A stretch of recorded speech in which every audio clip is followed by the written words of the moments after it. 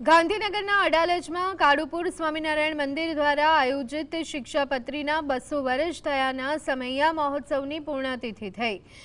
5 દિવસ ચાલેલા શિક્ષાપત્રી દ્વિશતાબ્દી મહોત્સવના અંતિમ દિવસે કેન્દ્રીય ગૃહમંત્રી અમિત શાહે વિશેષ હાજરી આપી। વિક્રમ અમિત શાહે જણાવ્યું હતું કે સ્વામિનારાયણ ભગવાને હજારો સંતો સાથે સંવાદ કરી માત્ર 200 શ્લોકમાં શિક્ષાપત્રીનું નિર્માણ કર્યું, જે એક નૈતિક સંવિધાન સમાન છે। તેમાં બ્રહ્મ સાથે આત્માને જોડવાની પ્રક્રિયા, વ્યવહારુ જીવન માટેના નિયમો અને સામાજિક સુધારાઓનો સ્પષ્ટ માર્ગ દર્શાવવામાં આવ્યો છે। અંગ્રેજોના શાસનની અંદર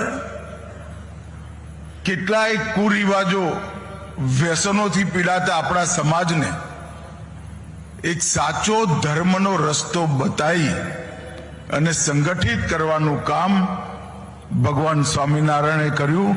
ગુજરાત પર તો એમના જેટલા ઉપકાર માનીએ એટલા ઓછા છે।